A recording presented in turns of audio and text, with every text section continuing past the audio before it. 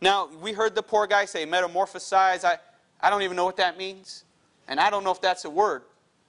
But the word transform that he uses here, to transform by the renewing of our minds, it's where we get our word metamorphosis. And it's a change from the inside out.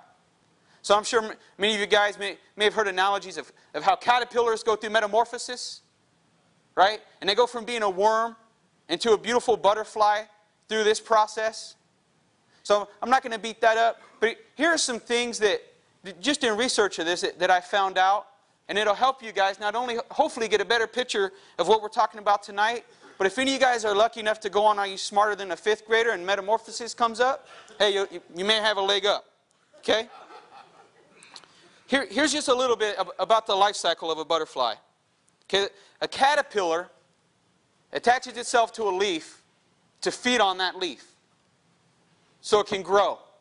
So during this process of being attached to a leaf so it can grow and get the nutrients it needs, it sheds its old skin 4 to 5 times. It's a continual process. It keeps feeding to grow, shedding its old skin, getting a new skin. It's changing from the inside out. The image I got in my mind is we need to stay in God's Word daily to get fed. You cannot change from the inside and have a renewing of your mind if you do not spend time with God and His Word.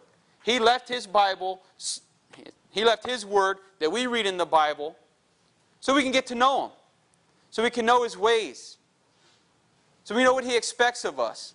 The second thing is prayer. You're not going to grow, you're not going to get closer to the Lord if you don't pray. Every single day. This is what's needed. So just like this worm that goes to a butterfly from attaching to the leaf and getting the nutrients it needs, it's not instant, it's not overnight. It has to shed its old skin 4 or 5 times. And I thought, you know what, Lord? Thank you for being patient with me. Because I don't know how many times I prayed, Lord, just let me do this. And during that day, I have an opportunity to do exactly what I prayed, and I always seem like I fall short. And then I take a step back and I say, well, I guess I better watch what I pray for. But friends, that's part of the growth process. And that's exciting. And I don't know about you, but I don't want to stay a worm my entire life. I want to be a beautiful butterfly. Okay, the only cool thing about worms is you can cut them in half and they crawl away. That's it. Other than that, no one loves worms, but people love butterflies. Now, I just wanted to read you this. I got a book. It's actually a free book I got from the Phoenix Rescue Mission. They send you one once a month, which is cool. So it's from Max Lucado. It's called Turn. It's about turning back towards God.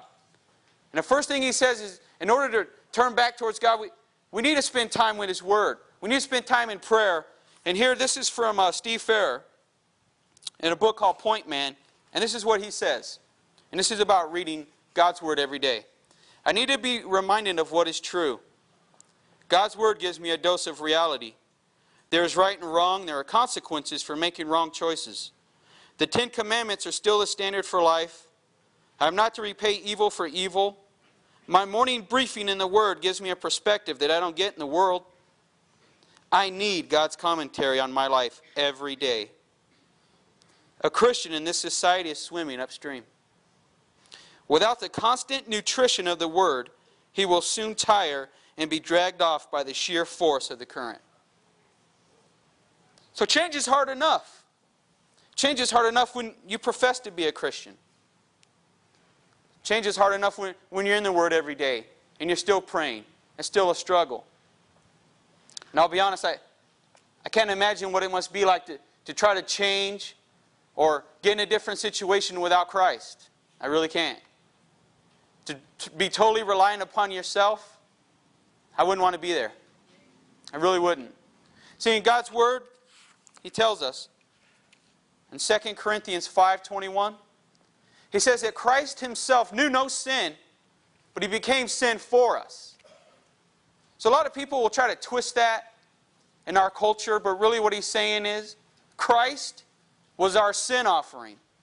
He poured His blood out and died so we can be seen as righteous.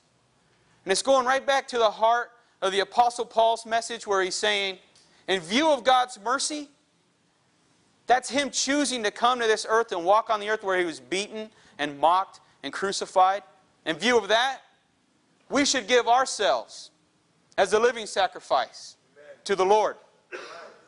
Because it's His mercy that we have life. And I know a lot of you guys might be saying, man, this sounds great. And I wish I could do that. Some of you guys may be saying, yeah, I came to the rescue mission and I felt this change at first.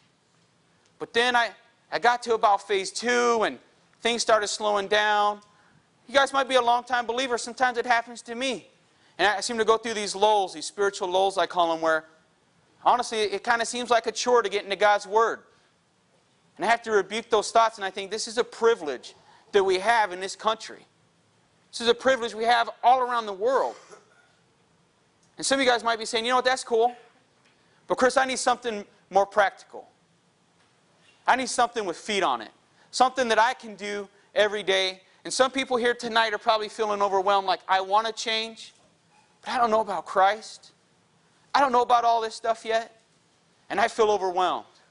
I don't know where to start. You know, some of you guys, your past may be hanging on you. So let's do this. Let's all turn to Ephesians.